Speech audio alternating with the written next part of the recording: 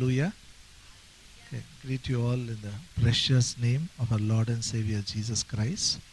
ಯೇಸು ಕ್ರಿಸ್ತನ ಮಧುರ ನಾಮದಲ್ಲಿ ನಿಮ್ಮೆಲ್ಲರಿಗೆ ವಂದಿಸ್ತೇವೆ. Please turn your Bible to Gospel according to John, 15th chapter. We'll read verse 7. ದಯವಿಟ್ಟು ನಿಮ್ಮ ಸತ್ಯವೇದವನ್ನು ಯೋಹಾನ ಬರೆದ ಸುವಾರ್ತೆ 15ನೇ ಅಧ್ಯಾಯ 7ನೇ ವಚನಕ್ಕೆ ತಿರುಗಿಸ್ರಿ. If you abide in me and my words abide in you, you shall ask what you will, and it shall be done unto you. ಯೋಹಾನ ಬರೆದ ಸುವಾರ್ತೆ 15ನೇ ಅಧ್ಯಾಯ 7ನೇ ವಚನ. ನೀವು ನನ್ನಲ್ಲಿಯೂ ನನ್ನ ವಾಕ್ಯಗಳು ನಿಮ್ಮಲ್ಲಿಯೂ ನೆಲೆಗೊಂಡಿದ್ದರೆ ಏನು ಬೇಕಾದರೂ ಬೇಡಿಕೊಳ್ಳಿರಿ, ಅದು ನಿಮಗೆ ದೊರೆಯುವುದು. Hallelujah. Hallelujah. Very powerful scripture, and it's a promise. ಇದು ಒಂದು ವಾಗ್ದಾನವಾಗಿದೆ ಮತ್ತು ಬಹಳ ಶಕ್ತಿಯುತ ವಾಕ್ಯವಾಗಿದೆ. Means all our prayers can be answered. ಅಂದ್ರೆ ಅರ್ಥ ನಮ್ಮ ಎಲ್ಲಾ ಪ್ರಾರ್ಥನೆಗೆ ಉತ್ತರ ಸಿಗ್ತದೆ. Hallelujah. Hallelujah. If you abide in me means when we are born again. ನೀವು ನನ್ನಲ್ಲಿ ನೆಲೆಗೊಂಡಿದ್ದೀರಿ ಅಂದ್ರೆ ಅರ್ಥ ಯಾವಾಗ ನೀವು ಹೊಸದಾಗಿ ಹುಟ್ಟಿದ್ದೀರಿ, when we accept Jesus Christ as a savior, ಯಾವಾಗ ನಾವು ಯೇಸು ಕ್ರಿಸ್ತನನ್ನು ನಮ್ಮ ಸ್ವಂತ ರಕ್ಷಕನಾಗಿ ಸ್ವೀಕಾರ and ಮಾಡಿಕೊಂಡಿದ್ದೇವೆ, my words abide in you. ಮತ್ತು ನನ್ನ ವಾಕ್ಯಗಳು ನಿಮ್ಮಲ್ಲಿ So ನೆಲೆಗೊಂಡಿದ್ದರೆ, when we keep the word of God in our heart, ಯಾವಾಗ ದೇವರ ವಾಕ್ಯವನ್ನು ನಮ್ಮ ಹೃದಯದಲ್ಲಿ ಇಟ್ಕೊಳ್ತೇವೆ, we can ask what we will. ಯಾವಾಗ ನಾವು ಏನಾದ್ರೂ ನಾವು We ಬೇಡ್ಕೊಂಡ್ರೆ can ask our desires. ಅಂದ್ರೆ ನಮ್ಮ ಆಸೆಗಳನ್ನು ನಾವು ದೇವರಿಗೆ ಪ್ರಾರ್ಥನೆಯಲ್ಲಿ It shall ಕೇಳ್ಕೊಳ್ಬಹುದು, be done unto you. ಅದು ನಮಗೆ ಕೊಡಲ್ಪಡ್ತದೆ. Hallelujah. Hallelujah. Usually prayer, always we pray with the doubt whether God will answer or not. ಹೆಚ್ಚಾಗಿ ನಾವು ಪ್ರಾರ್ಥನೆ ಮಾಡುವಾಗ ನಾವೊಂದು ಸಂಶಯದಿಂದ ಪ್ರಾರ್ಥನೆ ಮಾಡ್ತೀವಿ, ದೇವರು ನಮ್ಮ ಪ್ರಾರ್ಥನೆಗೆ ಉತ್ತರ ಕೊಡ್ತಾನೋ ಇಲ್ಲೋ. You see somebody, then I think God is answering their prayer, not my prayer. ನೋಡ್ರಿ, ಯಾರಿಗಾದ್ರೂ ನೋಡುವಾಗ ನಾವು ಅನ್ಕೊಳ್ತೀವಿ ಏನಂದ್ರೆ ದೇವರು ಅವ್ರ ಪ್ರಾರ್ಥನೆಗೆ ಉತ್ತರ ಕೊಡ್ತಾನೆ, ಆದ್ರೆ ನನ್ನ ಪ್ರಾರ್ಥನೆಗೆ ಉತ್ತರ ಕೊಡಲ್ಲ. We go give prayer because God is not hearing me. At least He will hear you pray for me. ಅದಕ್ಕೆ ಹೋಗ್ಬಿಟ್ಟು ನಾವು ಪ್ರಾರ್ಥನೆ ವಿಜ್ಞಾಪನೆ ಕೊಡ್ತೇವೆ, ಏನಂತಂದ್ರೆ ದೇವ್ರು ನನ್ನ ಪ್ರಾರ್ಥನೆಗೆ ಉತ್ತರ ಕೊಡ್ತಾ ಇಲ್ಲ, ನಿನ್ ಪ್ರಾರ್ಥನೆಗೆ ಉತ್ತರ There ಕೊಡ್ತಾನೆ is ಅಂತ. nothing wrong in praying for others. ಬೇರೊಬ್ಬರಿಗಾಗಿ ಪ್ರಾರ್ಥನೆ ಮಾಡುವಂತದ್ರಲ್ಲಿ ಏನ್ ತಪ್ಪಿಲ್ಲ. There is nothing wrong in asking others to pray for you. ಆಮೇಲೆ ನಿಮ್ಗಾಗಿ ಬೇರೊಬ್ರು ಪ್ರಾರ್ಥನೆ ಮಾಡೋದಕ್ಕಾಗಿ ಕೇಳ್ಕೊಳ್ಳುವಂತದ್ರು ತಪ್ಪಿಲ್ಲ. But you should not think God will not answer your prayer. ಆದ್ರೆ ದೇವರು ನಿಮ್ಮ ಪ್ರಾರ್ಥನೆಗೆ ಉತ್ತರ ಕೊಡಲ್ಲ ಅಂತ ಅನ್ಕೊಳ್ಳುವಂಥದ್ದು, ತಿಳಿದುಕೊಳ್ಳುವಂಥದ್ದು There ತಪ್ಪಾಗಿದೆ. is a way in which you pray 100% all your prayers will be answered. ಅಲ್ಲಿ ಒಂದು ವಿಧಾನ ಇದೆ. ಈ ರೀತಿಯಲ್ಲಿ ನಾವು ಪ್ರಾರ್ಥನೆ ಮಾಡಿದಾಗ 100% ನಿಮ್ಮ ಪ್ರಾರ್ಥನೆಗೆ ಉತ್ತರ ಸಿಗ್ತದೆ. So I made some steps for us to understand. ಇದೆಲ್ಲವನ್ನು ಅರ್ಥ ಮಾಡಿಕೊಳ್ಳೋದಕ್ಕಾಗಿ ನಾನು ಕೆಲವು ಹೆಜ್ಜೆಗಳನ್ನು ಮಾಡಿದ್ದೇನೆ. The first step to get answer for our prayer is when you start praying, you should have a confidence. You should be convinced God is my Father. I will pray, He will answer. ಮೊಟ್ಟ ಮೊದಲೇದಾಗಿ ಇರುವಂತ ಹೆಜ್ಜೆ ಏನಂತಂದ್ರೆ, ದೇವರು ನನ್ನ ತಂದೆಯಾಗಿದ್ದಾನೆ, ಆದ್ರಿಂದ ನಾನು ಯಾವಾಗ ಪ್ರಾರ್ಥನೆ ಮಾಡ್ತೀನೋ ಆತನು ಖಂಡಿತವಾಗಿ ನನ್ನ ಪ್ರಾರ್ಥನೆಗೆ ಉತ್ತರ ಕೊಡ್ತಾನೆ. Before you pray, this confidence should be there. When I am convinced, when I pray, God will answer. ಪ್ರಾರ್ಥನೆ ಮಾಡೋಕ್ಕಿಂತ ಮುಂಚೆನೆ ನಿಮ್ಮೊಳಗಡೆ ಈ ಭರವಸೆ ಇರಬೇಕು, ಏನಂದ್ರೆ ಖಚಿತವಾಗಿ ದೇವರು ನನ್ನ ಪ್ರಾರ್ಥನೆಗೆ ಉತ್ತರ And ಕೊಡ್ತಾನೆ. these scriptures will give you confidence. ಆಮೇಲೆ ಈ ವಾಕ್ಯಗಳೇ ನಿಮಗೆ ಅಲ್ಲಿ ಭರವಸೆ ಕೊಡ್ತವೆ. John 15:7 is assurance. When you pray, Father in heaven will answer your prayer.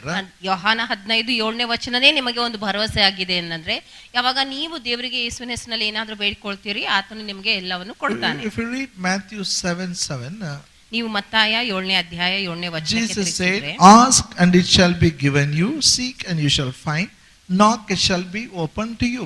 ಅಲ್ಲಿ ಮತ್ತಾಯ 7:7ರಲ್ಲಿ ಯೇಸು ಹೇಳ್ತಾರೆ, ಬೇಡಿಕೊಳ್ಳಿರಿ ನಿಮಗೆ ದೊರೆಯುವುದು, ಹುಡುಕಿರಿ ನಿಮಗೆ ಸಿಕ್ಕುವುದು, ತಟ್ಟಿರಿ ನಿಮಗೆ ತೆರೆಯುವುದು. Here is Jesus is telling, ask and it shall be given unto you. ಇಲ್ಲಿ ಯೇಸು ಸ್ವಾಮಿ ಹೇಳ್ತಾ ಇದ್ದಾರೆ, ಬೇಡಿಕೊಳ್ಳಿರಿ ನಿಮಗೆ ದೊರೆಯುವುದು. Hallelujah. Hallelujah. Say after me, I will ask, it will be given to me. ಎಲ್ಲರೂ ನನ್ನೊಟ್ಟಿಗೆ ಹೇಳ್ರಿ, ನಾನು ಬೇಡಿಕೊಳ್ಳುವೆನು, ಅದು ನನಗೆ ದೊರೆಯುವುದು. Why you will get it? ಯಾಕೆ ನಿಮ್ಗೆ ಎಲ್ಲ ಸಿಗ್ತದೆ? Jesus said, ask, it will be given. So when you ask, it will be given. ಯಾಕಂದ್ರೆ ಯೇಸು ಸ್ವಾಮಿ ಹೇಳಿದ್ರು, ನೀವು ಬೇಡಿಕೊಳ್ಳ್ರಿ ಎಲ್ಲ ನಿಮ್ಗೆ ದೊರೆಯುತ್ತದೆ. ಅದಕ್ಕೆ ನೀವು ಬೇಡಿಕೊಳ್ತೀರಿ, ಅದಕ್ಕೆ ನಿಮ್ಗೆಲ್ಲ ದೊರೆಯುತ್ತದೆ. So where is the question of doubt to know whether I'll get it or not? ಇಲ್ಲಿ ಯಾವ ಸಂಶಯ ಬರ್ತದೆ, ನಾನು ಪ್ರಾರ್ಥನೆ ಮಾಡಿದಾಗ ನನಗೆ ಸಿಗ್ತದೋ ಇಲ್ಲ ಅನ್ನುವಂತ ಸಂಶಯ ಬರುವಂತ ಒಂದು ಸ್ಥಳನೇ ಇಲ್ಲ. Jesus said it over, it is settled. What he said will happen. ಅಲ್ಲಿ ಯೇಸು ಸ್ವಾಮಿ ಹೇಳಿದರೆ ಆಯ್ತು, ಮುಗೀತು. ಆತನು ಹೇಳಿದಾನೆ ಅಂದ್ಮೇಲೆ ಅದು ನೆರವೇರ್ತದೆ. He said, ask, it shall be given. ಆತನು ಹೇಳಿದಾನೆ, ನೀವು ಬೇಡಿಕೊಳ್ಳ್ರಿ ನಿಮ್ಗೆ ದೊರೆಯುತ್ತದೆ ಅಂದ್ರೆ ಅದು ದೊರೆಯುತ್ತದೆ. So I will ask, it will be given to me. ಅಂದ್ರೆ ಅರ್ಥ, ನಾನು ಬೇಡಿಕೊಳ್ತೇನೆ, ಅದು ನನಗೆ ದೊರೆಯುತ್ತದೆ. Means all my prayers will be answered. ಅಂದ್ರೆ ಅರ್ಥ, ನನ್ನ ಪ್ರತಿಯೊಂದು ಪ್ರಾರ್ಥನೆಗೆ ಉತ್ತರ ಸಿಗ್ತದೆ. Say, all my prayers will be answered. ಎಲ್ಲರೂ ನನ್ನೊಟ್ಟಿಗೆ ಹೇಳ್ರಿ, ನನ್ನ ಎಲ್ಲಾ ಪ್ರಾರ್ಥನೆಗಳಿಗೆ ಉತ್ತರ ದೊರೆಯುತ್ತದೆ. I have seen some people tell, sometimes God will answer, sometimes God will not answer. ಕೆಲವೊಮ್ಮೆ ನಾನು ಜನರು ಹೇಳೋದು ಕೇಳಿಸ್ಕೊಂಡಿದ್ದೇನೆಂದ್ರೆ, ಕೆಲವೊಮ್ಮೆ ದೇವರು ನನ್ನ ಪ್ರಾರ್ಥನೆಗೆ ಉತ್ತರ ಕೊಡ್ತಾನೆ, ಕೆಲವೊಮ್ಮೆ ದೇವರು ಪ್ರಾರ್ಥನೆಗೆ ಉತ್ತರ ಕೊಡೋದಿಲ್ಲ. Even they will tell you, sometimes God will answer, sometimes God will not answer. Keep your mouth shut and praise God. ನಿಮಗೂ ಕೂಡ ಅವ್ರು ಹೇಳ್ಬಿಡ್ತಾರೆ ಏನಂದ್ರೆ, ಒಮ್ಮೊಮ್ಮೆ ದೇವರ ಉತ್ತರ ಕೊಡ್ತಾನೆ, ಕೆಲವೊಂದು ಪ್ರಾರ್ಥನೆಗೆ ದೇವ್ರ ಉತ್ತರ ಕೊಡಲ್ಲ. ಯಾವಾಗ ಕೊಡೋದಿಲ್ಲೋ ನೀವು ಸುಮ್ಮನೆ ಇರಬೇಕು, ಬಾಯಿ ಮುಚ್ಕೊಂಡಿರ್ಬೇಕು. But that is not from Bible. ಆದ್ರೆ ಅದು ಬೈಬಲ್ ಇಂದ ಅಲ್ಲನೇ ಅಲ್ಲ. Bible is clear. ಆದ್ರೆ ಬೈಬಲ್ ಸ್ಪಷ್ಟವಾಗಿ ಹೇಳ್ತದೆ, ask, it shall be given to you. ಬೇಡಿಕೊಳ್ಳಿರಿ, ನಿಮಗೆ ದೊರೆಯುವುದು. Amen. Amen. Say, I will ask, it will be given to me. ಎಲ್ರು ಹೇಳ್ರಿ, ನಾನು ಬೇಡಿಕೊಳ್ಳುವೆನು, ಅದು ನನಗೆ ದೊರೆಯುವುದು. This should give you the confidence. Before you grow, you should go with boldness. I will pray, answer, I will get it. ಇದು ನಿಮಗೆ ಒಂದು ಭರವಸೆ ಕೊಡಬೇಕು, ಧೈರ್ಯ ಕೊಡ್ತದೆ. ಏನಂತಂದ್ರೆ, ನಾನು ಪ್ರಾರ್ಥನೆ ಮಾಡಕ್ ಹೋಗ್ತೀನಿ, ನನ್ನ ಪ್ರಾರ್ಥನೆಗೆ ನಾನು ಉತ್ತರ ಸಿಗ್ತದೆ. Again, one more verse, we'll see it. ಇನ್ನೊಂದು ವಾಕ್ಯ ನಾವು ನೋಡ್ಕೊಳ್ಳೋಣ. John 16th chapter, ಯೋಹಾನ 16ನೇ ಅಧ್ಯಾಯ, verse 23 and 24. ಯೋಹಾನ 16, 24, 23, 24. 23, 24ನೇ ವಚನ. And in that day you shall ask me nothing. Verily, verily, I say unto you, whatsoever you shall ask the Father in my name, he will give it to you. Hitherto have you asked nothing in my name. Ask, you shall receive, that your joy may be full. ಯೋಹಾನ ಬರೆದ ಸುವಾರ್ತೆ 16ನೇ ಅಧ್ಯಾಯ 23 ಮತ್ತು 24ನೇ ವಚನ. ಆ ದಿನದಲ್ಲಿ ನೀವು ನನಗೆ ಯಾವ ಪ್ರಶ್ನೆಯನ್ನು ಮಾಡುವುದಿಲ್ಲ. ನಿಮಗೆ ನಿಜವಾಗಿ ಹೇಳುತ್ತೇನೆ, ನೀವು ತಂದೆಯನ್ನು ಏನಾದರೂ ಬೇಡಿಕೊಂಡರೆ ಅದನ್ನು ಆತನು ನನ್ನ ಹೆಸರಿನ ಮೇಲೆ ನಿಮಗೆ ಕೊಡುವನು. ನೀವು ಇದುವರೆಗೂ ನನ್ನ ಹೆಸರಿನ ಮೇಲೆ ಯಾವುದನ್ನು ಬೇಡಿಕೊಂಡಿಲ್ಲ. ಬೇಡಿಕೊಳ್ಳಿರಿ, ನಿಮಗೆ ಸಿಗುವುದು. ಆಗ ನಿಮ್ಮ ಆನಂದವು ಪರಿಪೂರ್ಣವಾಗುವುದು. Here Jesus is talking with the disciples. ಇಲ್ಲಿ ಯೇಸು ಸ್ವಾಮಿ ತನ್ನ ಶಿಷ್ಯರೊಟ್ಟಿಗೆ ಮಾತಾಡ್ತಾ ಇದ್ದಾನೆ. Now he is going to die. ಈಗ ಯೇಸು ಸ್ವಾಮಿ ಸಾಯಲಿಕ್ಕೆ ಹೋಗ್ತಾನೆ. They will bury him, he will be resurrected. ಆತನಿಗೆ ಅಲ್ಲಿ ಹೂಣಿಡ್ತಾರೆ ಮತ್ತು ಆತನು ಪುನರುತ್ಥಾನ ಹೊಂದ್ತಾನೆ. So he is telling that day will come after my resurrection. ಅಲ್ಲಿ ಹೇಳ್ತಾ ಇದ್ದೇನೆ, ಆ ದಿನ ಬರ್ತದೆ. ಅಂದ್ರೆ ಅರ್ಥ, ಯಾವ ದಿನ? ಪುನರುತ್ಥಾನ ದಿನ. ಪುನರುತ್ಥಾನ ಆದ್ಮೇಲೆ ಆಗುವಂತ ದಿನ. After resurrection, ಪುನರುತ್ಥಾನ ಆದ್ಮೇಲೆ you shall ask me nothing. ನೀವು ನನಗೆ ಏನೂ ಕೇಳೋದಿಲ್ಲ.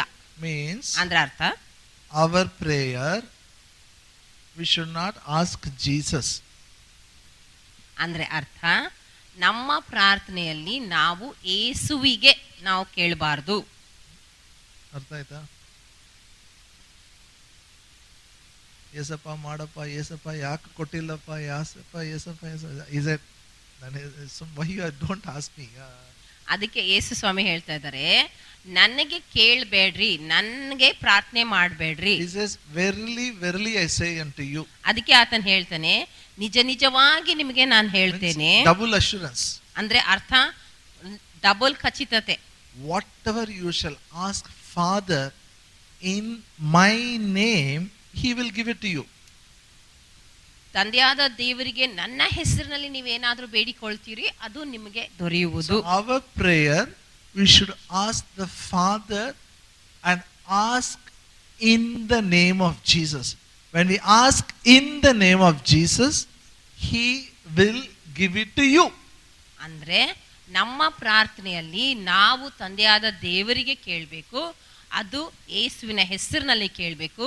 ಯಾವಾಗ ನಾವು ತಂದೆಯಾದ ದೇವರಿಗೆ ಯೇಸುವಿನ ಹೆಸರಿನಲ್ಲಿ ಕೇಳ್ತೀವೋ ಆತನು ನಮ್ಮ ಪ್ರಾರ್ಥನೆಗೆ ಉತ್ತರ ಕೊಡ್ತಾನೆ. This will give you confidence. ಇದೇ ನಿಮ್ಮ ಒಳಗಡೆ ಒಂದು ಧೈರ್ಯ ಭರವಸೆ ಕೊಡ್ತದೆ. Jesus said it, I am going to ask the Father in heaven in the name of Jesus, Father will answer me.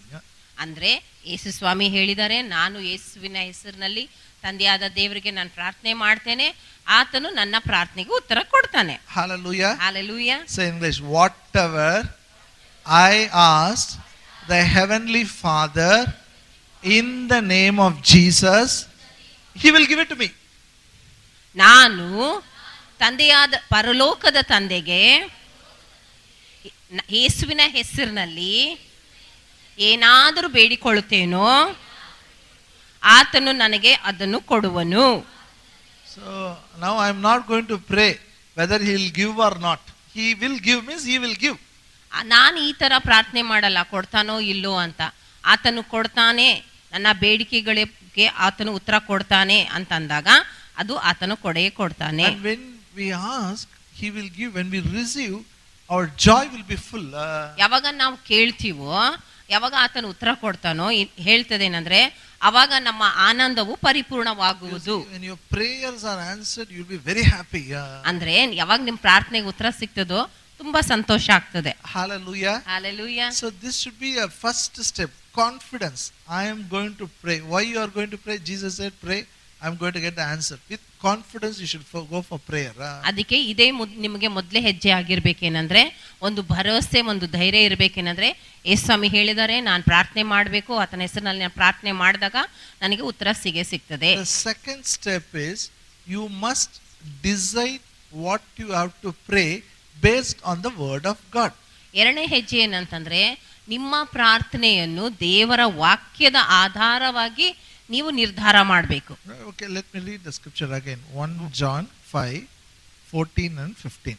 ಆ ವಾಕ್ಯ ಮತ್ತೆ ನಿಮಗೆ ನಾನು ಓದ್ತೇನೆ. 1 ಯೋಹಾನ 5ನೇ ಅಧ್ಯಾಯ 14 ಮತ್ತು 15ನೇ ವಚನ. 1 John 5th chapter verse 14 and 15. ಮೊದಲೇ ಯೋಹಾನ 5ನೇ ಅಧ್ಯಾಯ 14 ಮತ್ತು 15ನೇ ವಚನ. And this is the confidence that we have in him, that if we ask anything according to his will, he heareth us. And if we know that he hear us whatsoever we ask, we know that we have the petitions that we desire of him. 1 ಯೋಹಾನ 5ನೇ ಅಧ್ಯಾಯ 14 ಮತ್ತು 15ನೇ ವಚನ.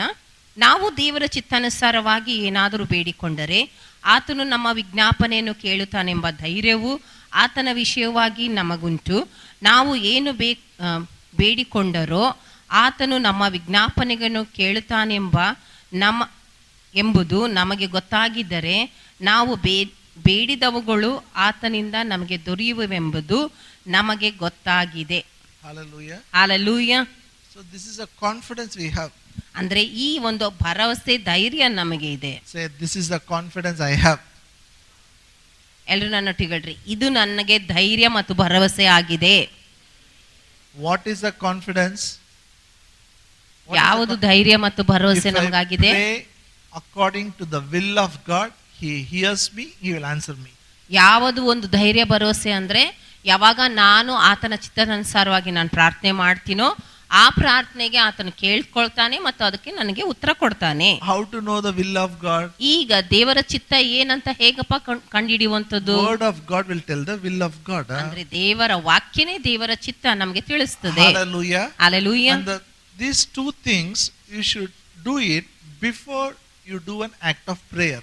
ಈ ಎರಡು ವಿಷಯಗಳು, ಮೊದಲು ಮತ್ತು ಎರಡನೇ ಹೆಜ್ಜೆ, ನಾವು ಪ್ರಾರ್ಥನೆ ಮಾಡೋಕ್ಕಿಂತ ಮುಂಚೆ ಮಾಡಬೇಕಾಗಿರುವಂತದ್ದು. You understand? Prayer means, some people think prayer means close your eyes and cry. That is prayer. ಪ್ರಾರ್ಥನೆ ಅಂತಂದ್ರೆ ಕೆಲವು ಜನ ಅನ್ಕೊಳ್ತಾರೆ ಕಣ್ಣು ಮುಚ್ಚಿ ಅಳುವಂತದೇ ಪ್ರಾರ್ಥನೆ ಅಂತ. No, prayer is not closing eyes and cry. Prayer is something very honorable job it is. ಪ್ರಾರ್ಥನೆ ಅಂತ ಅನ್ನುವಂಥದ್ದು ಸುಮ್ಮನೆ ಆ ಥರ ಅಲ್ಲ. ಆದರೆ ಪ್ರಾರ್ಥನೆ ಮಾಡುವಂಥದ್ದು ಬಹಳ ಗೌರವ ಪೂರ್ವಕವಾಗಿರುವಂತ ಒಂದು ಕಾರ್ಯವಾಗಿದೆ. It needs preparation. ಆ ಪ್ರಾರ್ಥನೆ ಮಾಡೋಕ್ಕಿಂತ ಮುಂಚೆ ಅಲ್ಲಿ ಒಂದು ಸಿದ್ಧತೆ ಬೇಕಾಗಿದೆ. Amen. Amen.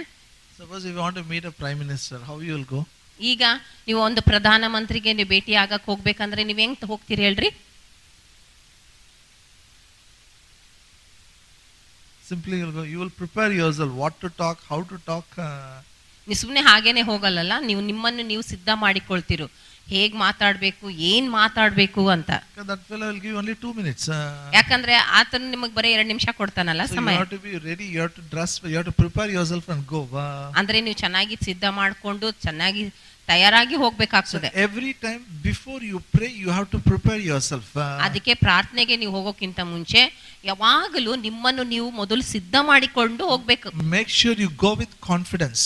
ಒಂದು ಭರವಸೆಯಿಂದ ಧೈರ್ಯದಿಂದ ಹೋಗುವಂತದ್ದು ಅದು ನೀವು ಖಚಿತವಾಗಿ ಮಾಡ್ಕೊಳ್ಬೇಕು. Decide what you want to pray with the word of God.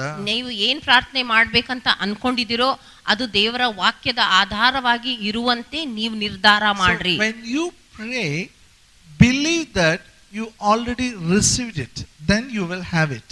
ಮೂರನೇ ಹೆಜ್ಜೆ ಏನಂತಂದ್ರೆ, ಯಾವಾಗ ನೀವು ಪ್ರಾರ್ಥನೆ ಮಾಡ್ತೀರಲ್ಲ ಅದನ್ನ ಆಗಲೇ ಹೊಂದಿಕೊಂಡಿದ್ದೀರಿ ಎಂಬುದಾಗಿ ನೀವು ನಂಬಿದಾಗ ಅದನ್ನು ನೀವು ಹೊಂದ್ಕೊಳ್ತೀರಿ. Hallelujah. If you have a leg pain, for example, ಈಗ ಉದಾಹರಣೆಗಾಗಿ ನಿಮಗೆ ಅಲ್ಲಿ ಕಾಲ್ ನೋವು ಇದೆ. So when you pray, Father, you say, Father, I thank you already healed this leg pain. ನೀವು ಏನಂತ ಪ್ರಾರ್ಥನೆ ಮಾಡ್ತೀರಿ? ತಂದೆಯಾದ ದೇವರೇ ನಿನ್ಗೆ ಸ್ತೋತ್ರ, ನೀನು ಆಗಲೇ ನನ್ನ ಕಾಲ್ ನೋವನ್ನು ಗುಣಪಡಿಸಿದ್ದಿ. When you believe and pray like that, you will receive your healing. ಆ ತರ ನೀವು ನಂಬಿ ನೀವು ಪ್ರಾರ್ಥನೆ ಮಾಡಿದಾಗ ನಿಮ್ಮ ಸ್ವಸ್ಥತೆಯನ್ನು ನೀವು ಹೊಂದ್ಕೊಳ್ತೀರಾ. The fourth step is, ಈಗ ನಾಲ್ಕನೇ ಹೆಜ್ಜೆ ಯಾವುದಂದ್ರೆ, after you say amen, every thought which comes in your mind, your thoughts, your desire, everything should be in line with the word of God. ಪ್ರಾರ್ಥನೆ ಆದ್ಮೇಲೆ ನಿಮ್ಮ ಮನಸ್ಸಿನಲ್ಲಿ ಬರುವಂತ ಪ್ರತಿಯೊಂದು ಆಲೋಚನೆ ಅದು ದೇವರ ವಾಕ್ಯದ ಅನುಗುಣವಾಗಿ ಇರಬೇಕು. Reject fear, doubt and worry. ನಿಮ್ಮ ಮನಸ್ಸಿನಲ್ಲಿ ಒಂದು ಭಯ, ಅಲ್ಲಿ ಚಿಂತೆ, ಆಮೇಲೆ ಸಂಶಯವನ್ನು ತಿರಸ್ಕಾರ ಮಾಡಬೇಕು. Say, I will reject fear, doubts and worry. ಎಲ್ಲರೂ ನನ್ನೊಟ್ಟಿಗೆ ಹೇಳ್ರಿ, ನಾನು ಭಯ, ಚಿಂತೆ, ಸಂಶಯವನ್ನು ತೆಗೆದು ಹಾಕುತ್ತೇನೆ. You should not allow it. ಅದನ್ನು ನಿಮ್ಮ ಅನುಮತಿ ಕೊಡಬಾರ್ದು. And the fifth step, you have to guard your faith. ಐದನೇ ಹೆಜ್ಜೆ ಏನಂತಂದ್ರೆ, ನೀವು ನಿಮ್ಮ ನಂಬಿಕೆಯನ್ನು ಕಾಪಾಡಿಕೊಳ್ಳಬೇಕು. You have to protect your faith. ಅದು ನಿಮ್ಮ ನಂಬಿಕೆಯನ್ನು ನೀವು ಕಾಪಾಡಿಕೊಳ್ಳಬೇಕು. Problems will come, trials will be there, tribulations will be there. ಅಲ್ಲಿ ಸಮಸ್ಯೆಗಳು ಬರ್ತವೆ, ಕಷ್ಟಗಳು ಬರ್ತವೆ, ಪರೀಕ್ಷೆಗಳು ಬರ್ತವೆ. You should not give up. ಅಂದ್ರೂ ಕೂಡ ನೀವು ಅಲ್ಲಿ ಬಿಡಬಾರ್ದು. And the sixth one, ಅಲ್ಲಿ ಆರನೇ ಹೆಜ್ಜೆ ಏನಂದ್ರೆ, think, constantly on the promises of God which you have prayed.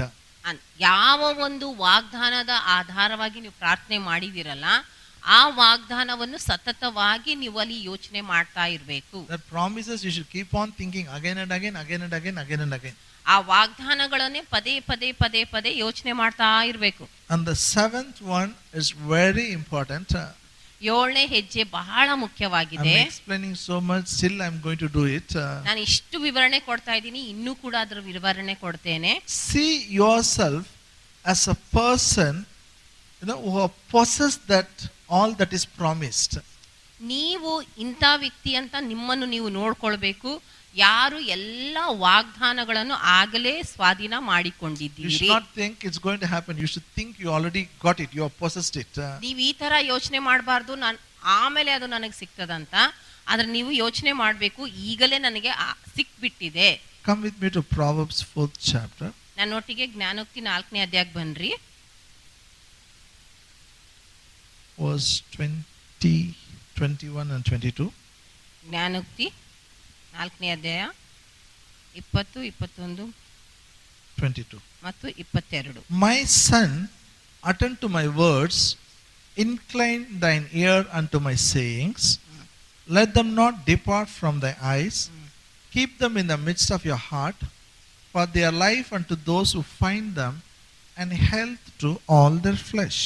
ಜ್ಞಾನೋಕ್ತಿಗಳು 4ನೇ ಅಧ್ಯಾಯ 20, 21 ಮತ್ತು 22. ಕಂದ, ನನ್ನ ಮಾತುಗಳನ್ನು ಆಲಿಸು, ನನ್ನ ನುಡಿಗಳಿಗೆ ಕಿವಿಗೊಡು. ನಿನ್ನ ದೃಷ್ಟಿಯು ಅವುಗಳ ಮೇಲೆ ತಪ್ಪದಿರಲಿ. ಅವುಗಳನ್ನು ನಿನ್ನ ಹೃದಯದೊಳಗೆ ಇಟ್ಟುಕೋ. ಅವುಗಳನ್ನು ಹೊಂದುವವರೆಗೂ ಅವು ಜೀವವು, ದೇಹಕ್ಕೆಲ್ಲ ಅವೇ ಆರೋಗ್ಯವು. Hallelujah. Hallelujah. Oh, listen, this is important. ಈ ಕಡೆ ಕೇಳ್ರಿ, ಇದು ಬಹಳ ಮುಖ್ಯವಾಗಿದೆ. We should give attention to the word of God. ನಾವು ದೇವರ ವಾಕ್ಯದ ಕಡೆ ಗಮನ ಕೊಡಬೇಕು. through our ears, it should go inside. ಅಂದ್ರೆ ನಮ್ಮ ಕಿವಿಯ ಮೂಲಕ ಅದು ನಮ್ಮ ಒಳಗಡೆ ಹೋಗ್ಬೇಕು. It should be in the midst of our heart. ಅದು ನಮ್ಮ ಹೃದಯದ ಮಧ್ಯದಲ್ಲಿ ಇರಬೇಕು. It should not go out of our eyes. ಅದು ನಮ್ಮ ಕಣ್ಣಿ ಮುಂದಿನಿಂದ ಹೋಗದಂತೆ ಬಿಡಬೇಡದು. What happens? ಅದಾದ್ಮೇಲೆ ಏನಾಗ್ತದಲ್ಲಿ? This is a process. ನೋಡ್ರಿ, ಇದು ಒಂದು ಕ್ರಮೇಣವಾಗಿ ಆಗುವಂತ ವಿಷಯ. Go inside, keep it in the heart and keep it in front of the eyes. ಮೊದಲು ಕಿವಿಯಿಂದ ಹೋಗ್ತದೆ, ಆಮೇಲೆ ಹೃದಯದಲ್ಲಿ ಹೋಗ್ತದೆ, ಹೃದಯದಲ್ಲಿ ಇದ್ದ ಮೇಲೆ ಅದನ್ನ ತಗೊಂಡ್ಬಿಟ್ಟು ನಮ್ಮ ಕಣ್ಣು ಮುಂದೆ ಇಟ್ಕೊಳ್ಳುವಂಥದ್ದು. Then it is a life for those who seek him. ಆಮೇಲೆ ವಾಕ್ಯ ಹೇಳ್ತದೆ, ಯಾರು ಅವುಗಳನ್ನು ಹೊಂದುತ್ತಾರೋ ಅದು ಅವರಿಗೆ ಜೀವವಾಗಿದೆ. Health to all their flesh. ಅಂದ್ರೆ ಅವರ ಎಲ್ಲ ಅಲ್ಲಿ ಶರೀರಕ್ಕೆ, ಅದು ದೇಹಕ್ಕೆಲ್ಲ ಆರೋಗ್ಯವಾಗ್ತದೆ. It works like a medicine. ಅಂದ್ರೆ ಅದು ಒಂದು ಔಷಧಿಯ ರೀತಿಯಲ್ಲಿ ಕಾರ್ಯ ಮಾಡ್ತದೆ. Not only for healing, for all the prayer what you are doing, all the promises of God, there is a life. You will get it, you can have it. All you have to do is make sure it goes inside, it stays in the heart, and it stays in front of your eyes. ನೋಡ್ರಿ, ಇದು ಎಲ್ಲ ವಾಕ್ಯಗಳು, ವಾಗ್ದಾನಗಳು ಏನಿದಾವೋ ಅವು ಅಲ್ಲಿ ಕಾರ್ಯ ಮಾಡೇ ಮಾಡ್ತವೆ. ಅದಕ್ಕೆ ನಾವೇನ್ ಮಾಡ್ಬೇಕು ಅಂದ್ರೆ ಅವುಗಳನ್ನು ಕೇಳಿಸ್ಕೊಳ್ಬೇಕು, ನಮ್ಮ ಹೃದಯದಲ್ಲಿ ಇಟ್ಕೊಳ್ಬೇಕು, ಅದು ಮತ್ತೆ ನಮ್ಮ ಕಣ್ಣು ಮುಂದೆ ಇಟ್ಕೊಳ್ಬೇಕು. Say after me, I will put it through my ears, I will keep it in the midst of the heart, I will put it before my eyes. ನನ್ನ ಕಿವಿಯ ಮೂಲಕ ನನ್ನ ಹೃದಯದಲ್ಲಿ ಇಟ್ಕೊಳ್ತೇನೆ, ನನ್ನ ಹೃದಯದಲ್ಲಿ ಇದ್ದುದನ್ನು ನನ್ನ ಕಣ್ಣು ಮುಂದೆ ಇಟ್ಕೊಳ್ತೇನೆ. So when you hear, it goes inside. ಅಂದ್ರೆ ಅರ್ಥ, ಯಾವಾಗ ದೇವರ ವಾಕ್ಯ ನಮ್ಮ ಕಿವಿಯೊಳಗಿಂದ ಕೇಳಿಸ್ಕೊಳ್ತೀವೋ ಅದು ನನ್ನ ಹೃದಯದಲ್ಲಿ ಹೋಗ್ತದೆ. What goes inside should be your before eyes. ಯಾವುದು ನಿಮ್ಮ ಹೃದಯದಲ್ಲಿ ಹೋಗಿದೆಯಲ್ಲ ಆ ವಾಕ್ಯ ನಿಮ್ಮ ಕಣ್ಣು ಮುಂದೆ ಇಡಬೇಕು. Continuously should be before your eyes. ಅದು ಸತತವಾಗಿ ನನ್ನ ಕಣ್ಣು ಮುಂದೆನೇ ಇರಬೇಕು. Then it will produce result. ಅವಾಗ ಅದು ಅಲ್ಲಿ ಪ್ರತಿಫಲ, ಫಲಿತಾಂಶ ತಗೊಂಡು ಬರ್ತದೆ. How to keep it before our eyes continuously? ಹೇಗೆ ಆ ವಾಕ್ಯ ಯಾವುದು ಹೃದಯದಲ್ಲಿ ಇದೆಯಲ್ಲ ಅದನ್ನ ನನ್ನ ಕಣ್ಣು ಮುಂದೆ ಹೇಗೆ ಸತತವಾಗಿಡೋದು? Does it mean keep the Bible in front of the eyes always? ಅಂದ್ರೆ ಅರ್ಥ ಈ ಬೈಬಲ್ ತಗೊಂಡು ಯಾವಾಗ್ಲೂ ಕಣ್ಣು ಮುಂದೆ ಇಡುವಂತದ್ದ? No, that promise gives you a mental picture. ಅಲ್ಲ, ಇಲ್ಲಿ ಏನ್ ಅರ್ಥ ಅಂದ್ರೆ, ಯಾವ ಒಂದು ವಾಗ್ದಾನ ನೀವು ಪ್ರಾರ್ಥನೆ ಮಾಡಿದಿರಲ್ಲ ಅದು ನಿಮ್ಮ ಮನಸ್ಸಿನಲ್ಲಿ ಒಂದು ಚಿತ್ರ ಆಗ್ಬೇಕು. It gives you a mental picture. ಆ ವಾಗ್ದಾನ ನಿಮಗೆ ಒಂದು ಮನಸ್ಸಿನ ಚಿತ್ರ ಕೊಟ್ಬಿಡ್ತದೆ. And the picture is there before our eyes. ಆ ಚಿತ್ರ ನಿಮ್ಮ ಕಣ್ಣು ಮುಂದೆನೇ ಇರ್ತದೆ. I remember long back when I was a young man, I heard Genesis 2:18. ನಾನು ಯವನಸ್ಥನಾಗಿರುವಾಗ ನಾನು ಆದಿಕಾಂಡ 2ನೇ ಅಧ್ಯಾಯ 18ನೇ ವಚನ ನಾನು ಕೇಳಿಸ್ಕೊಂಡೆ. That time I was only 17 years old. ನಾನು ಬರೀ 17 ವರ್ಷದ ಆ ವಯಸ್ಸದವನಾಗಿದ್ದೆ. It's not good for a man to be alone, so God created a suitable helper. ಅಲ್ಲಿ ಒಬ್ಬ ಮನುಷ್ಯನು ಒಬ್ಬಂಟಿಗನಾಗಿರುವಂಥದ್ದು ಒಳ್ಳೇದಲ್ಲ, ಅದಕ್ಕಾಗಿ ದೇವರು ಆತನಿಗೋಸ್ಕರ ಸರಿ ಬೀಳುವ ಸಹಕಾರಿ ಮಾಡಿದ್ದಾನೆ. ಅದಕ್ಕೆ ನನಗೆ ಒಂದು ಮನಸ್ಸಿನ ಚಿತ್ರ ಬಂತು, ಏನಂದ್ರೆ ನನಗೆ ಹೆಂಡತಿ ಇರ್ತಾಳೆ. ಒಂದು ಅಲ್ಲಿ ಚಿತ್ರ ಇದೆ, ಏನಂದ್ರೆ ನನಗೆ ಮಕ್ಕಳಾಗ್ತಾರೆ. ಈ ದೇವರ ವಾಕ್ಯವೇ ನಿಮಗೆ ನಿಮ್ಮ ಮನಸ್ಸಿನಲ್ಲಿ ಒಂದು ಚಿತ್ರ ಕೊಡ್ತದೆ. You should see it first. ಆ ಚಿತ್ರವನ್ನು ನೀವು ನೋಡಬೇಕು. You should keep on seeing it. It should not depart out of your eyes. ಆ ಚಿತ್ರವನ್ನು ನೋಡ್ತಾನೇ ಇರಬೇಕು. ಅದು ನಿಮ್ಮ ಕಣ್ಣು ಮುಂದಿನಿಂದ ಹೋಗುವಂತೆ ಬಿಡಬಾರದು. That is how faith works. ಈ ರೀತಿಯಲ್ಲಿಯೇ ನಂಬಿಕೆ ಕಾರ್ಯ ಮಾಡ್ತದೆ. How faith works? ನಂಬಿಕೆ ಹೇಗೆ ಕಾರ್ಯ ಮಾಡ್ತದೆ? Mental picture should be there before your eyes. ನಿಮ್ಮ ಕಣ್ಣು ಮುಂದೆ ಮಾನಸಿಕವಾಗಿ ಒಂದು ಚಿತ್ರ ಇರಬೇಕು. Hallelujah. Hallelujah. Now come with me to Joshua 8th chapter. ನನ್ನೊಟ್ಟಿಗೆ ಯೋಷುವನು ಬರೆದ ಪುಸ್ತಕ 8ನೇ ಅಧ್ಯಾಯಕ್ಕೆ ಬನ್ರಿ. Verse 1. 1ನೇ ವಚನ. And the Lord said unto Joshua, Fear not, neither be thou dismayed. Take all the people of war with thee, and arise. Go up to Ai.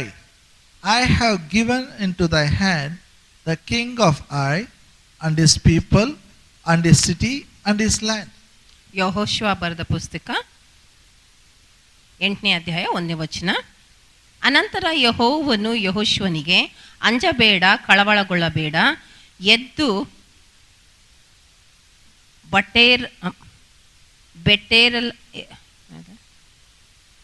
ಬೆಟೇರೆಲ್ಲರನ್ನು ತೆಗೆದುಕೊಂಡು ಆಯಿಗೆ ಹೋಗು, ನೋಡು, ಆಯಿ ಎಂಬ ಊರಿನ ರಾಜ್ಯ, ಪ್ರಜೆ, ನಗರ, ದೇಶ ಇವುಗಳನ್ನೆಲ್ಲ ನಿನಗೆ ಕೊಟ್ಟಿದ್ದೇನೆ. Hallelujah. Hallelujah. See, I already told how God trained him to see before he conquered Jericho. ನಾನು ನಿಮಗೆ ಆಗ್ಲೇ ಹೇಳಿದ್ದೆ ಏನಂದ್ರೆ, ಹೇಗೆ ದೇವರು ಯೆಹೋಶುವನಿಗೆ ಯೆರಿಕೋ ಪಟ್ಟಣ ಗೆಲ್ಲೋಕ್ಕಿಂತ ಮುಂಚೆ ಹೇಗೆ ದೇವರು ತರಬೇತಿ ಮಾಡಿದ. God told, see, I have given Jericho in your hand. ದೇವರು ಯೆಹೋಶುವನಿಗೆ ಹೇಳಿದ, ನೋಡು, ನಿನಗೆ ನಾನು ಯೆರಿಕೋ ಪಟ್ಟಣ ನಿನ್ನ ಕೈಯಲ್ಲಿ I have ಕೊಟ್ಟಿದ್ದೇನೆ. given Jericho king in your hand. ಆ ಯೆರಿಕೋದ ಪಟ್ಟಣದ ರಾಜನನ್ನು ನಿನ್ನ ಕೈಯಲ್ಲಿ I ಕೊಟ್ಟಿದ್ದೇನೆ. have given the army in your hand. ಯೆರಿಕೋ ಪಟ್ಟಣದ ಸೇನೆಯನ್ನು ನಿನ್ನ ಕೈಯಲ್ಲಿ ಕೊಟ್ಟಿದ್ದೇನೆ. Nothing is visible. ಯಾವುದು ಕಣ್ಮುಂದೆ ಕಾಣಿಸ್ತಾನೆ ಇಲ್ಲ. Only one big wall is there. ಅಲ್ಲಿ ಬರೇ ಒಂದು ದೊಡ್ಡ ಗೋಡೆ ಇತ್ತು. Still they have not fought the battle. ಇನ್ನು ಅವ್ರು ಯುದ್ಧನೇ ಆಡಿರ್ಲಿಲ್ಲ. Before they fought the battle, God told Joshua, I have given it in your hand. ಅದು ಯುದ್ಧ ಆಡೋಕ್ಕಿಂತ ಮುಂಚೆನೆ ದೇವರು ಯೆಹೋಶುವನಿಗೆ ಹೇಳ್ತಾರೆ, ಆ ಯೆರಿಕೋ ಪಟ್ಟಣವನ್ನು ನಿನ್ನ ಕೈಯಲ್ಲಿ ನಾನು ಕೊಟ್ಟಿದ್ದೇನೆ. If you read verse 2, ಈಗ ಅದೇ ಯೆಹೋಶುವ 8ನೇ ಅಧ್ಯಾಯ 2ನೇ ವಚನ ಓದಿದ್ರೆ, it says, thou shalt do to Ai under king as thou didst unto Jericho. Under king, only the spoil thereof and the cattle thereof shall you take for a prey unto yourself. Lay thee an ambush for the city behind it. ಯೆಹೋಶುವ 8ನೇ ಅಧ್ಯಾಯ 2ನೇ ವಚನದಲ್ಲಿ, ಯೆರಿಕೋವಿಗೂ ಅವರ ಅರಸನಿಗೂ ಮಾಡಿದಂತೆಯೇ ಆಯಿಗೂ ಅದರ ಅರಸನಿಗೂ ಮಾಡು, ಆದರೆ ಕೊಳ್ಳೆಯನ್ನು ಪಶುಗಳನ್ನು ನಿಮಗೋಸ್ಕರ ತೆಗೆದುಕೊಳ್ಳಬಹುದು.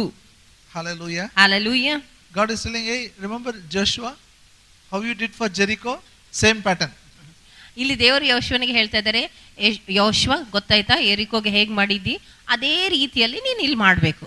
You know, you are what you are today is what you saw yesterday. ನಿಮಗೆ ಗೊತ್ತಾ, ನೀವು ಹೇಗೆ ಇದ್ದೀರಿ ಇವತ್ತು ಅಂದ್ರೆ ನಿನ್ನೆ ಹೇಗೆ ನಿಮ್ಮನ್ನು ನೀವು ನೋಡಿಕೊಂಡ್ರಿ. What you saw yesterday, that is what you are today. ನೀವು ನಿನ್ನೆ ಏನ್ ನೋಡಿದ್ರೋ ಅದೇ ನೀವು ಇವತ್ತಿದ್ದೀರಾ. That picture what you saw, you thought one day I'll be like this, today you have become. ಅಂದ್ರೆ ಯಾವ ಒಂದು ಚಿತ್ರ ಮನಸ್ಸಿನಲ್ಲಿ ನೀವು ಹಾಕೊಂಡಿರ ಅಂದ್ರೆ, ನೀವು ಆ ನಿನ್ನೆ ಯಾವ ಒಂದು ಚಿತ್ರ ಇವತ್ತಿನ ಕುರಿತಾಗಿ ಇಟ್ಕೊಂಡಿದಿರೋ ಅದೇ ನೀವು ಇವತ್ತಿದ್ದೀರಾ. I heard, Sister Priscilla was telling Jerob made a keyboard with a cardboard, it seems, when she was a child and she was playing it, trying to play it. ಅಲ್ಲಿ ನಾನು ಸಿಸ್ಟರ್ ಪ್ರಿಸಿಲಾ ಹೇಳುವಂಥದ್ದು ಕೇಳಿಸ್ಕೊಂಡೆ ಏನಂದ್ರೆ, ಅವ್ರ ಮಗಳು ಜೆರೋಲಿನ್ ಆಕೆ ಚಿಕ್ಕವಳಿದ್ದಾಗ ಕಾರ್ಡ್ಬೋರ್ಡ್ ಇಂದ keyboard ಮಾಡಿದ್ಲಂತೆ. She doesn't know faith and all those things. Nobody taught her. ಆಕೆಗೆ ನಂಬಿಕೆ ಗೊತ್ತಿಲ್ಲ, ಅದ್ರ ಬಗ್ಗೆ ಯಾರು ಕಲಿಸಿರ್ಲಿಲ್ಲ. Maybe the Spirit of the Lord led her. She started seeing herself playing keyboard. ದೇವರಾತ್ಮ ಆಕೆಗೆ ನಡೆಸಿರಬಹುದು, ಅದಕ್ಕೆ ಆಕೆ ಅದು ಕಾರ್ಡ್ಬೋರ್ಡ್ ಇಂದಾನೆ ಕೀಬೋರ್ಡ್ ಮಾಡಿದ್ಲು, ಅದ್ರ ಮೇಲೆ ಬಾರಿಸ್ತಾ ಇದ್ಲು. She saw a few years back. ಅದು ಎಷ್ಟೊಂದು ವರ್ಷದ ಹಿಂದೆ ಆಕೆ ನೋಡಿದ್ಲು. What she saw, it's happening now. ಆಕೆ ಎಷ್ಟು ವರ್ಷದ ಹಿಂದೆ ಏನ್ ನೋಡಿದ್ಲಲ್ಲ, ಅದು ಈಗ ಆಗ್ತಾ ಇದೆ. This is how God works. ಇದೇ ರೀತಿಯಾಗಿ ದೇವರು ಅಲ್ಲಿ ಕಾರ್ಯ ಮಾಡ್ತಾನೆ. You should see. ನೀವು ನೋಡ್ಬೇಕು. Everybody say, I will see. ಎಲ್ರು ಹೇಳ್ರಿ, ನಾನು ನೋಡುತ್ತೇನೆ. Now what you will see is very important. ಈಗ ನೀವು ಏನ್ ನೋಡ್ತೀರೋ ಅದು ಮುಖ್ಯ. You will see your inabilities, you will see your weakness, you will see impossibilities. ನೀವು ನಿಮ್ಮ ಬಲಹೀನತೆಯನ್ನು, ನಿಮ್ಗೆ ಅಸಾಧ್ಯವಾಗುವಂತ ವಿಷಯವನ್ನು ನೋಡ್ತೀರಾ. You will see your lack, need, debt. ನಿಮ್ಮ ಸಾಲ, ನಿಮ್ಮ ಆ ಕೊರತೆ, ನಿಮ್ಮ ಬಡತನ, ಇದ್ರ ಕುರಿತಾಗಿ ನೀವು ನೋಡ್ತೀರಾ. You will see God's promises. ನೀವು ದೇವರ ವಾಗ್ದಾನವನ್ನು ನೋಡ್ತೀರಾ. That is very important. If you see God's promises, then your life will become better. ನೀವು ಯಾವಾಗ ದೇವರ ವಾಗ್ದಾನ ನೋಡ್ತೀರಾ, ಆವಾಗ ನಿಮ್ಮ ಜೀವಿತ ಅಲ್ಲಿ ಉತ್ತಮವಾಗ್ತದೆ. See, they have taken one city now. Already Jericho they have taken. ಈಗ ನೋಡ್ರಿ, ಯೆಹೋಶುವ ಆತನ ಸೇನೆದವರೆಲ್ಲ ಒಂದು ಪಟ್ಟಣ, ಯೆರಿಕೋ ಪಟ್ಟಣ ಆಗ್ಲೇ ಗೆದ್ದಿದ್ರು. How they have taken Jericho city? ಈಗ ಯೆರಿಕೋ ಪಟ್ಟಣ ಹೇಗಪ್ಪ ಅವ್ರು ಗೆದ್ದುಕೊಂಡ್ರು? First they saw it. ಮೊಟ್ಟ ಮೊದಲೇದಾಗಿ ಅವರು ನೋಡಿದರು. Say first they saw it. ಹೇಳ್ರಿ, ಮೊದಲು ಅವರು ನೋಡಿದರು. What did they see? ಈಗ ಅವ್ರು ಏನ್ ನೋಡಿದ್ರು? They saw king is in their hand, army is in their hand, city is in their hand. ಅವ್ರು ಏನ್ ನೋಡಿದ್ರಂದ್ರೆ, ರಾಜ ಅವ್ರ ಕೈಯಲ್ಲಿದೆ, ಸೇನಾ ಅವ್ರ ಕೈಯಲ್ಲಿದೆ, ಮತ್ತು ಆ ಪಟ್ಟಣ ಕೂಡ ಅವ್ರ ಕೈಯಲ್ಲಿ ಇದೆ. This is how faith works. ಈ ರೀತಿಯಲ್ಲಿ ನಂಬಿಕೆ ಕಾರ್ಯ ಮಾಡ್ತದೆ. Now one more city God wants them to take it up. ಈಗ ದೇವರು ಇನ್ನೊಂದು ಪಟ್ಟಣವನ್ನು ಆತನು ಗೆದಿಬೇಕಂತ ಇದ್ದಾನೆ. Amen. ಆಮೇಲೆ Say one more city. ಎಲ್ರು ನನ್ನೊಟ್ಟಿಗೆ ಹೇಳ್ರಿ, ಇನ್ನೊಂದು ಪಟ್ಟಣ. Now how they are going to do? ಈಗ ಆ ಪಟ್ಟಣ ಹೇಗ್ ಗೆದಿತಾರೆ ಹೇಳ್ರಿ? They are going to see it. ಅವರು ನೋಡ್ತಾರೆ. God has given king in their hand, a land in their hand, cities in their hand, people are in their hand. ಅವ್ರು ನೋಡ್ತಾರೆ, ದೇವರು ಆ ಭೂಮಿಯನ್ನು, ಆ ರಾಜನನ್ನು, ಆ ಜನರನ್ನು ಆತನ ಕೈಯಲ್ಲಿ ಕೊಟ್ಟಿದ್ದಾರೆ. Hallelujah. Hallelujah. Are you happy? ನಿಮ್ಗೆ ಸಂತೋಷವಾಯ್ತಾ? You should start seeing. ನೀವು ನೋಡೋದನ್ನು ಪ್ರಾರಂಭ ಮಾಡಬೇಕು. I saw long time back, one cruiser going, our church people will preach gospel. ನಾನು ಎಷ್ಟೋ ವರ್ಷಗಳ ಹಿಂದೆ ನೋಡಿದ್ದೆ, ಕ್ರೂಸರ್ ನಲ್ಲಿ ನಮ್ಮೆಲ್ಲ ಸಭೆ ಜನರು ಹೋಗ್ತಾರೆ, ಹಳ್ಳಿಗೆ ಹೋಗಿ ಸೇವೆ ಮಾಡ್ತಾರೆ. That time they will go on scooter only. ಆ ಸಮಯದಲ್ಲಿ ಅವ್ರು ಬರೀ ಸ್ಕೂಟರ್ ನಲ್ಲೇ ಹೋಗ್ತಾ ಇದ್ರು. One day once they met, the one bike fell down, they met with an accident. I said stop it, let's believe God, we will have a 4-wheeler every week. ಒಂದ್ಸತಿ ಅವ್ರು ಹೋಗುವಾಗ ಸ್ಕೂಟರ್ ಅಲ್ಲಿ ಬಿದ್ದು ಹೋಯ್ತು. ಅದಕ್ಕೆ ನಾನಂದೆ, ಇಲ್ಲ ನೀವು ಪ್ರಾರ್ಥನೆ ಮಾಡ್ರಿ, ನಂಬ್ರಿ, ನೀವೆಲ್ಲರೂ ಒಂದು ಗಾಡಿಯಲ್ಲಿ ಕ್ರೂಸರ್ ಅಲ್ಲಿ ಹೋಗ್ತೀರಾ. And it happened. ಆಮೇಲೆ ನೋಡ್ಬೇಕಾದ್ರೆ ಅದು ಆಯ್ತು. But I see now different. ಆದ್ರೆ ಈಗ ನಾನು ವ್ಯತ್ಯಾಸಕರವಾಗಿ ನೋಡ್ತೇನೆ. I see every family has one 4-wheeler. ಈಗ ನಾನು ನೋಡ್ತೇನೆ ಏನಂದ್ರೆ, ಪ್ರತಿಯೊಂದು ಕುಟುಂಬಕ್ಕೆ ಅಲ್ಲಿ 4 ಚಕ್ರದ ಗಾಡಿ ಇರ್ತದೆ. Amen. And every family, they are going, husband, wife, children, they all are going to one village. ಮತ್ತೆ ನಾನು ನೋಡ್ತಾ ಇದ್ದೀನಿ ಏನಂತಂದ್ರೆ, ಪ್ರತಿಯೊಂದು ಕುಟುಂಬ ಗಂಡ ಹೆಂಡತಿ ಮಕ್ಕಳಾಗಿ ಒಂದು ಹಳ್ಳಿಗೆ ಹೋಗ್ತಾ They ಇದ್ದಾರೆ. will go to one village, they will start one church. ಅವರು ಒಂದು ಹಳ್ಳಿಗೆ ಹೋಗ್ತಾರೆ, ಅಲ್ಲಿ ಹೋಗಿ ಒಂದು ಸಭೆ ಪ್ರಾರಂಭ ಮಾಡ್ತಾರೆ. Seeing is clear, taking next village is very easy. ಈಗ ಇದು ನೋಡುವಂತದ್ದು ಬಹಳ ಸ್ಪಷ್ಟವಾಗಿದ್ರೆ, ಹೋಗಿ ಇನ್ನೊಂದು ಹಳ್ಳಿ ತಗೊಳ್ಳುವಂತದ್ದು ಬಹಳ ಸುಲಭ ಆಗ್ತದೆ. If we do next village, then next city also we can take. ಈಗ ಒಂದು ಹಳ್ಳಿನ ನಾವು ಮಾಡಿದ್ರೆ ಇನ್ನೊಂದು ಪಟ್ಟಣವನ್ನು ನಾವು ತೆಗೆದುಕೊಳ್ಬಹುದು. I mean, next district already I started seeing now. ಈಗ ಇನ್ನೊಂದು ಡಿಸ್ಟ್ರಿಕ್ಟ್ ಜಿಲ್ಲೆಯನ್ನು ನೋಡುವಂತದ್ದು ಪ್ರಾರಂಭ ಮಾಡಿದ್ದೇನೆ. People will go to Bidar and do it. ಈಗ ನಮ್ಮ ಜನರೆಲ್ಲರೂ ಹೋಗಿ ಬೀದರಲ್ಲಿ ಹೋಗಿ ಸೇವೆ ಮಾಡ್ತಾರೆ. Mental picture is very important. ಅಲ್ಲಿ ಮನಸ್ಸಿನಲ್ಲಿ ಇಟ್ಕೊಳ್ಳುವಂತ ಒಂದು ಚಿತ್ರ ಬಹಳ ಮುಖ್ಯ. Bible says, ಅದಕ್ಕೆ ಸತ್ಯವೇದ ಹೇಳ್ತದೆ, as far as me and my family we will serve the Lord. ನಾನು ನನ್ನ ಕುಟುಂಬದವರು ಕರ್ತನ ಸೇವೆ ಮಾಡುವೆವು. Say in English, as far as me and my family we will serve the Lord. ನಾನು ನನ್ನ ಕುಟುಂಬದವರು ಸೇರಿ ಕರ್ತನ ಸೇವೆ ಮಾಡುವೆವು. You start seeing, it will happen. ನೀವು ಅದನ್ನ ನೋಡ್ಲಿಕ್ಕೆ ಪ್ರಾರಂಭ ಮಾಡ್ರಿ, ಅದೇ ತರ You ಆಗ್ಬಿಡ್ತದೆ. should talk what you see. ಅದಲ್ಲದೆ ನೀವು ಏನ್ ನೋಡ್ತಾ ಇದ್ದೀರಿ ಅದನ್ನ ನೀವು You ಮಾತಾಡ್ಬೇಕು. should not tell my husband, no chance brother, he will not come. ನೀವು ಹೇಳ್ಬಾರ್ದು ಬಾಯಿ ತೆಗೆದು, ಏನಂತಂದ್ರೆ, ಅಯ್ಯೋ ನನ್ನ ಗಂಡ ಬರದೇ ಇಲ್ಲ, ಚಾನ್ಸೇ ಇಲ್ಲ ಬರ್ಲಿಕ್ಕೆ ಅಂತ. The problem is you are not seeing it. ಅಲ್ಲಿ ಸಮಸ್ಯೆ ಏನಂದ್ರೆ ನೀವು ನೋಡ್ತಾನೆ ಇಲ್ಲಲ್ಲ. Hallelujah. Hallelujah. If you don't see the promises of God, what happens? ಈಗ ನೀವು ದೇವರ ವಾಗ್ದಾನವನ್ನು ನೋಡ್ಲಿಲ್ಲ ಅಂದ್ರೆ ಏನಾಗ್ತದೆ? That is very important. ಅದು ಕೂಡ ಅರ್ಥ ಮಾಡಿಕೊಳ್ಳೋದು ಮುಖ್ಯ. Seeing promises of God is not an option, it is compulsory. You should see. ದೇವರ ವಾಗ್ದಾನವನ್ನು ನೋಡುವಂತದ್ದು ಅದೇನು ಅಲ್ಲಿ ಆಯ್ಕೆ ಇಲ್ಲ, ಕಡ್ಡಾಯವಾಗಿ ನೀವು ದೇವರ ವಾಗ್ದಾನವನ್ನು ನೋಡಲೇಬೇಕು. If you don't see what God says, then you will see fear, you will see negative things happening, you will see tragedy happening, and it will happen. ದೇವರು ಕೊಟ್ಟಿರುವಂತ ವಾಗ್ದಾನವನ್ನು ನೀವು ನೋಡ್ಲಿಲ್ಲ ಅಂದ್ರೆ ನಿಮಗೆ ಭಯ ಬರ್ತದೆ, ನಕಾರಾತ್ಮಕ ವಿಷಯಗಳು ಅಲ್ಲಿ ಬರ್ತವೆ. Hallelujah. Hallelujah. God is training these people. These are the people who failed to see what God saw it. ಅಲ್ಲಿ ಈ ದೇವರು ಈ ಜನರನ್ನು ಅಲ್ಲಿ ತರಬೇತಿ ಮಾಡ್ತಾ ಇದ್ದಾನೆ. ಯಾಕಂದ್ರೆ ಅವರು ದೇವರು ಏನ್ ನೋಡಂತ ಹೇಳಿದ್ನೋ ಅದು ನೋಡುವುದರಲ್ಲಿ ಅವರು ಸೋತೋದ್ರು. Their forefathers, Joshua had all young people, their forefathers failed to see what God saw it. ಯೆಹೋಶುವನು ನೋಡ್ರಿ, ಆತನ ಅಲ್ಲಿ ಯಾರು ತಂದೆ, all young people he had. ಯೆಹೋಶುವನ ಹತ್ರ ಎಲ್ಲ ಬರೀ ಯವನಸ್ಥರಿದ್ರು. Because their fathers died. ಯಾಕಂದ್ರೆ ಅವ್ರ ತಂದೆಯವರೆಲ್ಲ ಸತ್ತೋಗಿದ್ರು. They didn't see what God told them to see. ಆ ದೇವರು ಅವರ ತಂದೆಗೆ ಏನು ನೋಡಂತ ಹೇಳಿದ್ರಲ್ಲ ಅದನ್ನ ಅವ್ರು ನೋಡ್ಲಿಲ್ಲ. Moses sent 12 disciples. ಈಗ ನಮಗ್ ಗೊತ್ತು ಏನಂತಂದ್ರೆ 12 spies.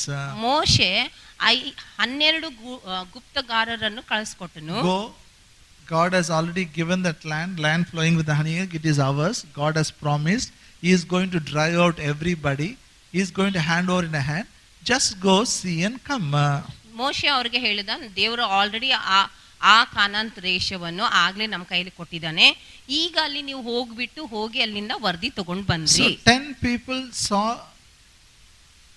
in a different way. 2 people saw in a different way. ಈಗ ಹೋದಂತ 12 ಮಂದಿಯಲ್ಲಿ 10 ಜನರು ಬೇರೆ ರೀತಿಯಾಗಿ ನೋಡಿದ್ರು, ಇನ್ನು ಉಳಿದವರು 2 ಅವರು ಬೇರೆ ರೀತಿಯಲ್ಲಿ ನೋಡಿದ್ರು. What these 10 people saw? ಈಗ 10 ಜನರು ಏನ್ ನೋಡಿದ್ರು? It is recorded in Numbers 13th chapter. ಅದು ಅಲ್ಲಿ ಅರಣ್ಯ ಕಾಂಡ 13th chapter. 13ನೇ ಅಧ್ಯಾಯದಲ್ಲಿ Verse ಬರೆಯಲ್ಪಟ್ಟಿದೆ. 27 and 28. 27 ಮತ್ತು 28. And they told him and said, we came unto the land whither thou sentest us. Surely it flows with milk and honey, and this is a fruit of it. Nevertheless, people be strong that dwell in the land, and the cities are walled and very great. Moreover, we saw the children of Anak there. Aranya Kanda 13ನೇ ಅಧ್ಯಾಯ 27 ಮತ್ತು 28ನೇ ವಚನ. ನೀನು ನಮ್ಮನ್ನು ಕಳಿಸಿದ ದೇಶಕ್ಕೆ ಹೋದೆವು, ಅದು ಹಾಲು ಜೇನು ಹರಿಯುವ ದೇಶವೇ. ಅಲ್ಲಿನ ಹಣ್ಣುಗಳು ಇಂಥವು, ಆದರೆ ಆ ದೇಶದ ನಿವಾಸಿಗಳು ಬಲಿಷ್ಠರು, ಅವರಿರುವ ಪಟ್ಟಣಗಳು ದೊಡ್ಡವಾಗಿವೆ, ಕೋಟೆ ಕೊತ್ತಲುಗಳೊಳವಾಗಿಯೂ ಅವೆ. ಅದಲ್ಲದೆ ಅಲ್ಲಿ ಉನ್ನತವಾದ ಪುರುಷರನ್ನು ನೋಡಿದೆವು. Hallelujah. Hallelujah. See, they went and came back and reporting now. ಈಗ ಅವರು ಆ ದೇಶ ನೋಡಿ ಈಗ ಬಂದ್ಬಿಟ್ಟು ವರದಿ ಹೇಳ್ತಾ ಇದ್ದಾರೆ. What you send is correct. That is a big nice land flowing with honey and milk. ನೀನು ಹೇಳಿದ್ದು ಸರಿ, ಆ ಪ್ರದೇಶ, ಆ ದೇಶವು ಹಾಲು ಜೇನು ಹರಿಯುವಂತ ದೇಶ ಆಗಿದೆ. Nice fruits are there. ಅಲ್ಲಿ ಒಳ್ಳೆ ಹಣ್ಣುಗಳಿದಾವೆ. Have you seen grapes? ನಿಮಗೆ ಗೊತ್ತಾ, ನೀವು ದ್ರಾಕ್ಷಿ ಹಣ್ಣು ನೋಡಿದಿರಲ್ಲ? 1 cluster grapes, how many hands you need to carry? ನೋಡ್ರಿ, ಒಂದು ಗೊಂಚಲ ದ್ರಾಕ್ಷಿ ಹಣ್ಣು ಎಷ್ಟು ಕೈ ಬೇಕು ಹೇಳಿ ಇಟ್ಕೊಳ್ಳಿಕ್ಕೆ? Only one. ಒಂದು ಕೈಯಿಂದ ಹಿಡ್ಕೊಳ್ಬಹುದು. That is our India, our grapes. Okay. ಅದು ನಮ್ಮ ಭಾರತದಲ್ಲಿರುವಂತ ಅದು ದ್ರಾಕ್ಷಿ ಹಣ್ಣು. But these grapes are different. ಆದ್ರೆ ಈ ದ್ರಾಕ್ಷಿ ಹಣ್ಣುಗಳು ಬೇರೆ ಆಗಿವೆ. Each fruit is so big. ಒಂದೊಂದು ಹಣ್ಣು, ಅದರಲ್ಲಿರುವಂತ ಒಂದೊಂದು ಹಣ್ಣು ಇಷ್ಟು ದೊಡ್ಡವಾಗಿವೆ. 1 cluster, 2 hands are not enough. ಒಂದು ಗೊಂಚಲ ಇಟ್ಕೊಳ್ಳಿಕ್ಕೆ 2 ಕೈ ಸಾಕಾಗಲ್ಲ. 2 people carried it. ಅಲ್ಲಿ 2 ಜನರು ಸೇರಿ ಅದನ್ನು ಹೊತ್ಕೊಂಡ್ರಂತೆ. They kept one staff on shoulder, both the shoulders. In between they kept that 1 cluster. ಈಗ ಒಬ್ರೊಬ್ರು ಅವರವರ ಭುಜದ ಮೇಲೆ ಅವ್ರು ಏನ್ ಮಾಡಿದ್ರು ಅಂತಂತಂದ್ರೆ ಒಂದು ಕೋಲನ್ನಿಟ್ಟು ಅದರ ಮೂಲಕವಾಗಿ ಆ ಒಂದು ಗೊಂಚಲನ್ನು ಹೊತ್ಕೊಂಡ್ರು. 1 cluster is so big. ಒಂದು ಗೊಂಚಲ ಅಲ್ಲಿ ದ್ರಾಕ್ಷಿ ಹಣ್ಣು ಎಷ್ಟು ದೊಡ್ಡದಾಗಿತ್ತು. Even today that is an emblem of Israel tourism. ಅದಕ್ಕೆ ನೋಡ್ರಿ, ಇಸ್ರಾಯೇಲ್ ದೇಶದ ಆ ಒಂದು ಎಂಬ್ಲಮ್ ನಲ್ಲಿ ಅದು ಇನ್ನು ಬರೆಯಲ್ಪಟ್ಟಿದೆ. Hallelujah. Such a nice land it is. ಯಾಕಂದ್ರೆ ಅಷ್ಟು ಫಲದಾಯಕವಾದಂತ ಒಂದು ಪ್ರದೇಶ. Then what they said only is very interesting.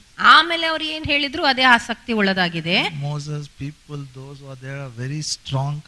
They are giants. They are better than us. ಮೋಶೆ, ಅಲ್ಲಿರುವಂತ ಜನರು ಎಲ್ಲರೂ ಅವರು ಅಲ್ಲಿ ಬಹಳ ಉನ್ನತ ಪುರುಷರಾಗಿದ್ದಾರೆ, ಅವರು ಬಹಳ ಬಲಿಷ್ಠರಾಗಿದ್ದಾರೆ. And their city walls are so big. ಮತ್ತು ಆ ಪಟ್ಟಣದ ಗೋಡೆ ತುಂಬಾ ಎತ್ತರವಾಗಿದೆ. They saw Jericho and came. ಈಗ ಅವರು ಎರಿಕೋ ಪಟ್ಟಣ ನೋಡಿ ಬಂದವರು. And they are telling, they started talking hopeless words. ಅವರು ತಮ್ಮ ಬಾಯಿಂದ ಅಲ್ಲಿ ನಿರೀಕ್ಷೆ ಇಲ್ಲದಂತ ಮಾತುಗಳು ಆಡ್ಲಿಕ್ಕೆ ಪ್ರಾರಂಭ ಮಾಡಿದ್ರು. They started seeing fear. ಅದರ ಮೂಲಕವಾಗಿ ಅವರು ಭಯವನ್ನು ನೋಡ್ಲಿಕ್ಕೆ ಪ್ರಾರಂಭ ಮಾಡಿದ್ರು. Caleb saw differently. ಆದ್ರೆ ಕಾಲೇಬನು ಆತನು ಬೇರೆ ತರವಾಗಿ ನೋಡಿದನು. He didn't see fear. ಆತನು ಅಲ್ಲಿ ಭಯವನ್ನು ನೋಡ್ಲಿಲ್ಲ. He saw it through the promise of God. ಅದನ್ನು ಆತನು ದೇವರ ವಾಗ್ದಾನದ ಮೂಲಕವಾಗಿ ನೋಡಿದನು. Verse 30. 30ನೇ ವಚನ. Numbers 13:30. ಅರಣ್ಯಕಾಂಡ 13ನೇ ಅಧ್ಯಾಯ 30ನೇ ವಚನ.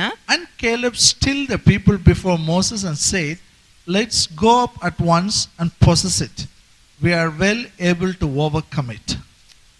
ಅರಣ್ಯಕಾಂಡ 13ನೇ ಅಧ್ಯಾಯ 30ನೇ ವಚನ. ಇಸ್ರಾಯೇಲರು ಮೋಶೆಗೆ ವಿರುದ್ಧವಾಗಿ ಗುಣಗುಟ್ಟಲಾಗಿ ಕಾಲೇಬನು ಅವರನ್ನು ಸುಮ್ಮನಿರಿಸಿ, ನಾನು ನಿರ್ಭಯವಾಗಿ ಆ ಬೆಟ್ಟದ ಸೀಮೆಗೆ ಹತ್ತಿ ಹೋಗಿ ಅದನ್ನು ಸ್ವಾಧೀನಪಡಿಸಿಕೊಳ್ಳೋಣ, ಅದನ್ನು ಜಯಿಸಬಲ್ಲೆವು ಎಂದು ಹೇಳಿದನು. See his language.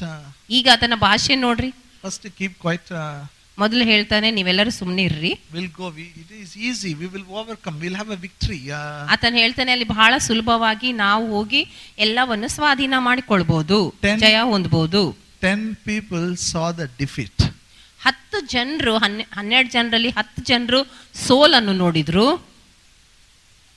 Joshua and Caleb saw the victory. ಆದ್ರೆ ಯೆಹೋಶುವ ಮತ್ತು ಕಾಲೇಬನು ಅಲ್ಲಿ ಜಯವನ್ನು ನೋಡಿದರು. Hallelujah. Hallelujah. Seeing victory is very important. ಅದಕ್ಕೆ ಜಯವನ್ನು ನೋಡುವಂತದ್ದು ಬಹಳ ಮುಖ್ಯ. If you see victory, you will have victory. ನೀವು ಜಯ ನೋಡಿದ್ರೆ ನಿಮಗೆ ಜಯ ಸಿಗ್ತದೆ. You know, these 10 people got angry. ಆ ಸಮಯದಲ್ಲಿ ಈ 10 ಜನರಿಗೆ ತುಂಬಾ ಸಿಟ್ಟು ಬಂತು. They said nothing doing, we will go back. ಅವ್ರು ಹೇಳಿದ್ರು ಏನು ಮಾಡಲ್ಲ, ನಾವು ವಾಪಸ್ ಹೋಗೋಣ ಅಂತ ಹೇಳಿದ್ರು. We will take ಹೇಳಿದ್ರು. a stone and throw them. ಈಗ ಅವ್ರಿಗೆ ನಾವು ಕಲ್ಲಿಟ್ಟು ಹೊಡೆಯೋಣ ಅಂತ ಹೇಳಿದ್ರು. Hallelujah. Always remember, you are going to, it's very easy in the church. Hallelujah, praise the Lord is fine. You go back and leave. Always more people will talk negative, very less people will talk positive.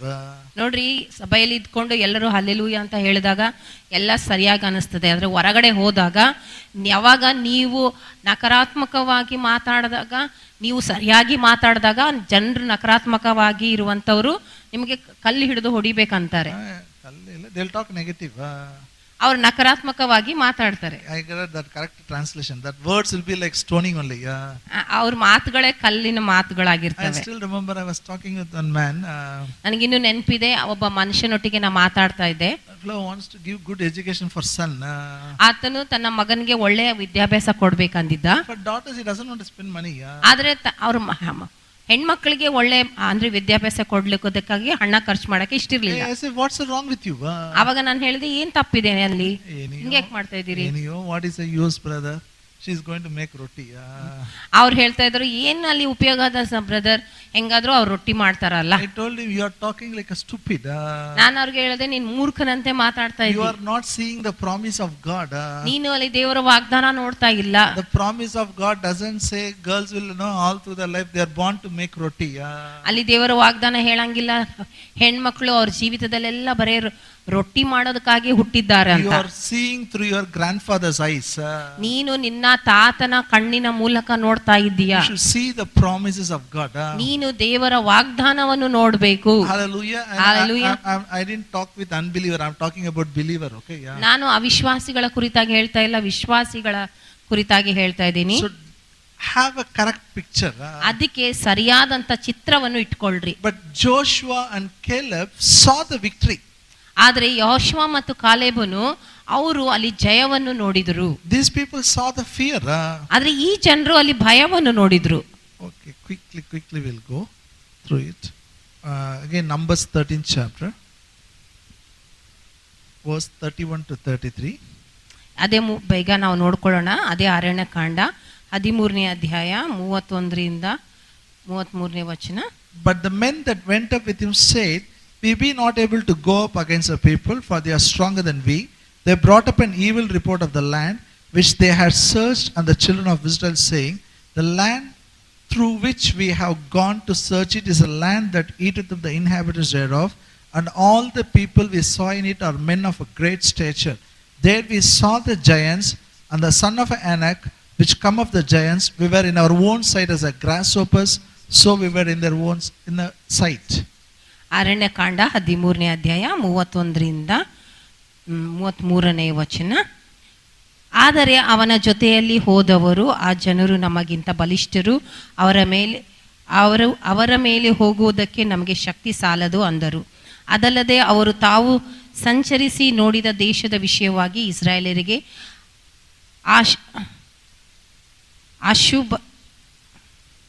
ಅಶುಭ ಸಮಾಚಾರವನ್ನು ಹೇಳುವವರಾಗಿ, ನಾವು ಸಂಚರಿಸಿ ನೋಡಿದ ದೇಶವು ತನ್ನಲ್ಲಿ ವಾಸಿಸುವವರನ್ನು ನುಂಗಿಬಿಡುತ್ತದೆ. ಅದಲ್ಲದೆ ನಾವು ಅದರಲ್ಲಿ ನೋಡಿದ ಜನರೆಲ್ಲರೂ ಬಹಳ ಎತ್ತರವಾದವರು.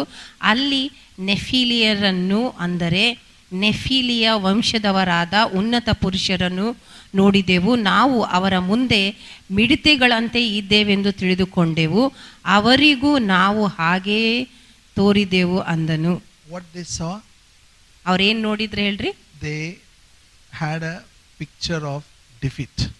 ಅವರ ಮನಸ್ಸಿನಲ್ಲಿ ಸೋಲಿನ ಒಂದು ಚಿತ್ರ ಇತ್ತು. We are like grasshoppers. ನಾವು ಅವರ ಮುಂದೆ ಮಿಡತೆಗಳಂತೆ In ಇದ್ದೇವೆ. their mind also we are like grasshoppers. ಅವರ ಮನಸ್ಸಿನಲ್ಲಿನೂ ನಾವು ಮಿಡತೆಗಳಂತೆ ಇದ್ದೇವೆ. They saw defeat. ಅವರು ಸೋಲನ್ನು ಅಲ್ಲಿ ನೋಡಿದರು. Say they saw defeat. ಅವರು ಸೋಲನ್ನು ನೋಡಿದರು. Okay, I'm just cutting short the story, okay? ಇಲ್ಲಿ ಇರುವಂತಹ ಕಥೆಯನ್ನು ಚಿಕ್ಕದಾಗಿ ಮಾಡ್ತಾ ಇದ್ದೀನಿ. If you read Numbers 14th chapter, ಈಗ ನೀವು ಅರಣ್ಯಕಾಂಡ 14ನೇ ಅಧ್ಯಾಯ ಓದಿದ್ರೆ Joshua and Caleb spoke totally different. ಅಲ್ಲಿ ಯೆಹೋಶುವ ಮತ್ತು ಕಾಲೇಬರು ಅವರು ಸಂಪೂರ್ಣವಾಗಿ ವಿರುದ್ಧ ಅಂದ್ರೆ ಬೇರೆಯಾಗಿ ಹೇಳಿದ್ರು. 6 to 9 you read it, they said we can go, God will help us, we can overcome. ಅವರು ಅಲ್ಲಿ ಅದೇ ನಾವು 6ನೇ ವಚನದಿಂದ 9ನೇ ವಚನ ಓದಿದ್ರೆ ಅವ್ರು ಹೇಳ್ತಾ ಇದ್ರೆ ಇಲ್ಲ ನಾವೆಲ್ಲ ಹೋಗ್ಬೋದು. They saw victory. ಅವರು ಅಲ್ಲಿ ಜಯವನ್ನು ನೋಡಿದ್ರು. Say they saw victory. ಎಲ್ರು ಹೇಳ್ರಿ, ಅವರು ಜಯವನ್ನು ನೋಡಿದರು. Now what are you seeing? ಈಗ ಪ್ರಶ್ನೆ ಏನಂದ್ರೆ ನೀವು ಏನ್ ನೋಡ್ತಾ ಇದ್ದೀರಾ? Are you seeing prosperity? ನೀವು ಅಭಿವೃದ್ಧಿಯನ್ನು ನೋಡ್ತಾ ಇದ್ದೀರಾ? Are you seeing health? ನೀವು ಆರೋಗ್ಯವನ್ನು ನೋಡ್ತಾ ಇದ್ದೀರಾ? Are you seeing ministry? ನೀವು ಸೇವೆಯನ್ನು ನೋಡ್ತಾ ಇದ್ದೀರಾ? Or you see exaltation from ಅಲ್ಲಿ God? ದೇವರ ಮೂಲಕವಾಗಿ ಮೇಲೆತ್ತುವಿಕೆ ನೋಡ್ತಾ ಇದ್ದೀರಾ? Or you see blessings? ನೀವು ಆಶೀರ್ವಾದವನ್ನು ನೋಡ್ತಾ ಇದ್ದೀರಾ? What you see you will have. ನೀವೇನ್ ನೋಡ್ತೀರೋ ಅದನ್ನು ನೀವು ಹೊಂದ್ಕೊಳ್ತೀರಾ. Same group, same family, 12 people they are. ಅದೇ ಕುಟುಂಬದವರು 12 ಮಂದಿ ಇದ್ದರು. Not different people. ಅವ್ರೇನ್ ಬೇರೆ ಜನರು ಇರ್ಲಿಲ್ಲ. What they saw made a difference. ಅವ್ರು ಏನ್ ನೋಡಿದ್ರು ಅದೇ ಅಲ್ಲಿ ವ್ಯತ್ಯಾಸ ಆಯ್ತು. What difference it made?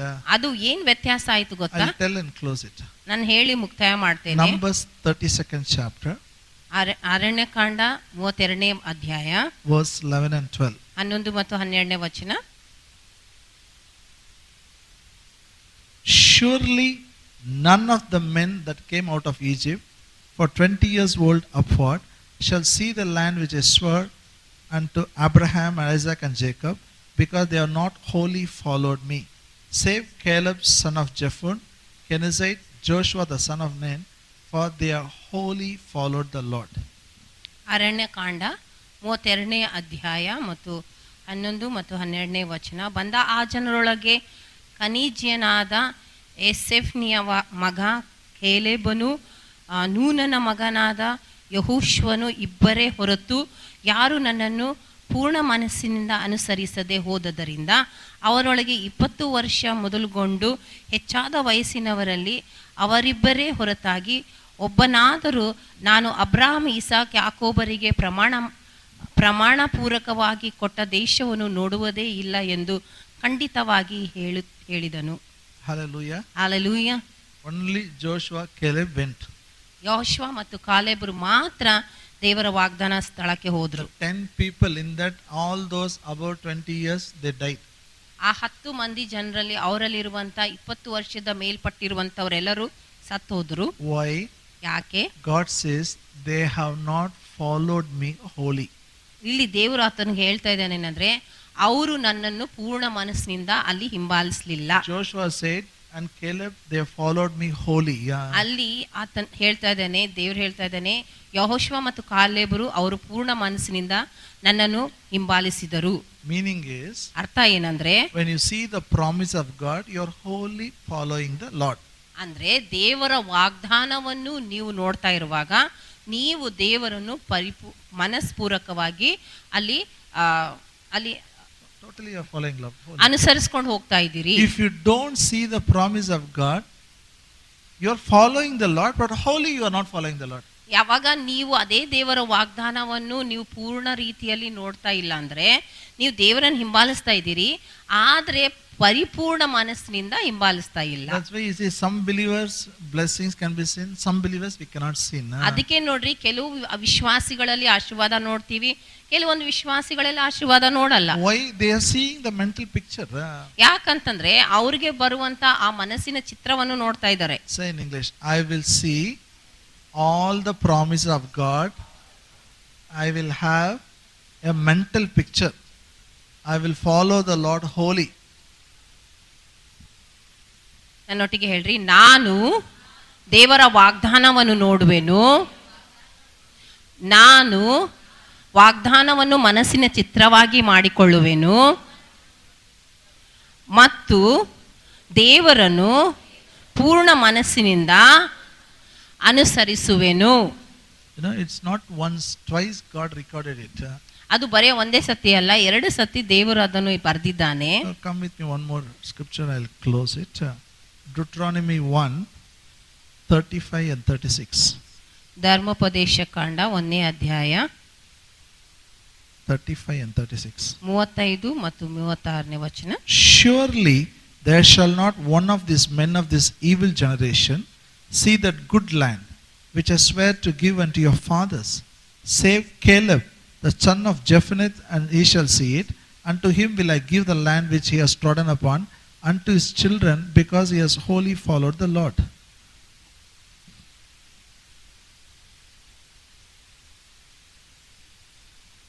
ಧರ್ಮೋಪದೇಶ ಕಾಂಡ 35. After Numbers. 35ನೇ first verse, first chapter. ಧರ್ಮೋಪದೇಶ ಕಾಂಡ 1ನೇ ಅಧ್ಯಾಯ 35. 35ನೇ ವಚನ.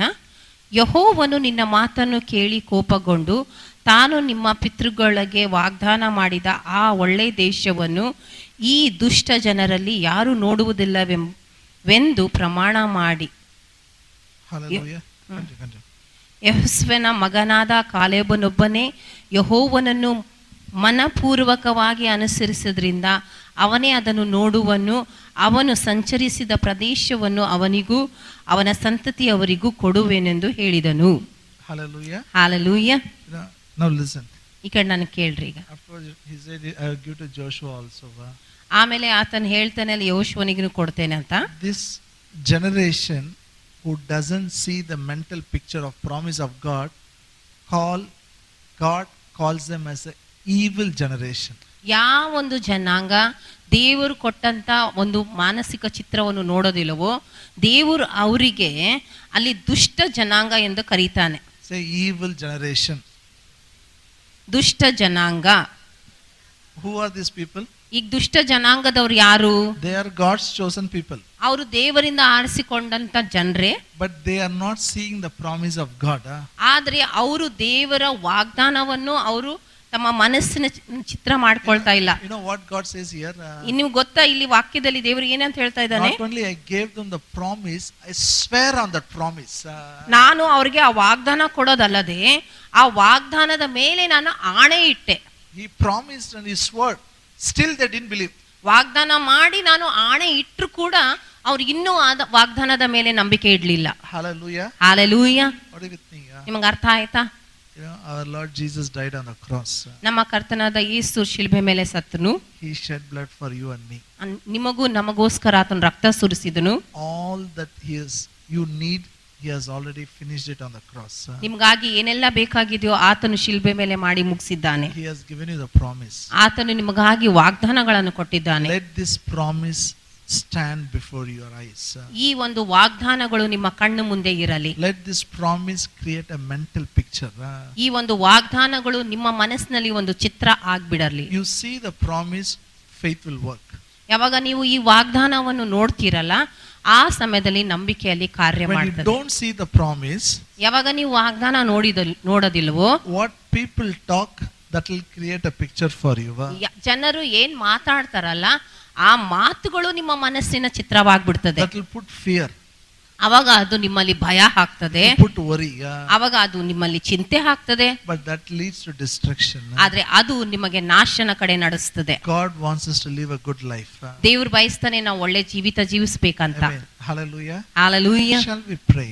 ನಾವು ಪ್ರಾರ್ಥನೆ ಮಾಡೋಣವಾ? Pray that every promise of God should become a clear mental picture for us. ನಾವು ಪ್ರಾರ್ಥಿಸೋಣ ಪ್ರತಿಯೊಂದು ದೇವರ ವಾಗ್ದಾನವು ನಮ್ಮ ಜೀವಿತದಲ್ಲಿ ಒಂದು ಸರಿಯಾದಂತ ಮಾನಸಿಕ ಚಿತ್ರವಾಗಿರಬೇಕು. It's not one time event, it is going to be your lifestyle.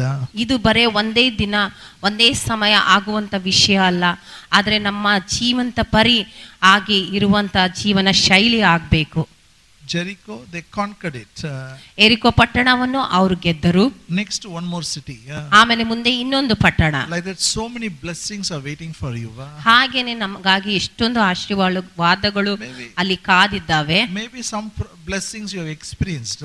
ನಿಮಗೆ ಕೆಲವು ವಾಗ್ದಾನಗಳ ಅನುಭವ ಆಗಿರಬಹುದು. Still so much is there. ಆದ್ರೆ ಇನ್ನೂ ಎಷ್ಟೊಂದು ವಾಗ್ದಾನಗಳಿದ್ದಾವೆ. Let's start seeing it. ಎಲ್ಲ ಆ ವಾಗ್ದಾನಗಳನ್ನು ನೋಡ್ಲಿಕ್ಕೆ ಪ್ರಾರಂಭ ಮಾಡೋಣ. Let's start seeing it. ಅದನ್ನು ನೋಡ್ಲಿಕ್ಕೆ ಪ್ರಾರಂಭ ಮಾಡೋಣ. Let's not see the circumstances. ಪರಿಸ್ಥಿತಿಗಳನ್ನು ನೋಡೋದು ಬೇಡ. Let's not see the people around us. ನಮ್ಮ ಸುತ್ತಲಿರುವಂತ ಜನರನ್ನು ನೋಡೋದು ಬೇಡ. Let's see God who promised. ಆದ್ರೆ ದೇವರು ಯಾರು ವಾಗ್ದಾನ ಮಾಡಿದಾರ ಆತನನ್ನು ನೋಡೋಣ. He is faithful to fulfill his promise.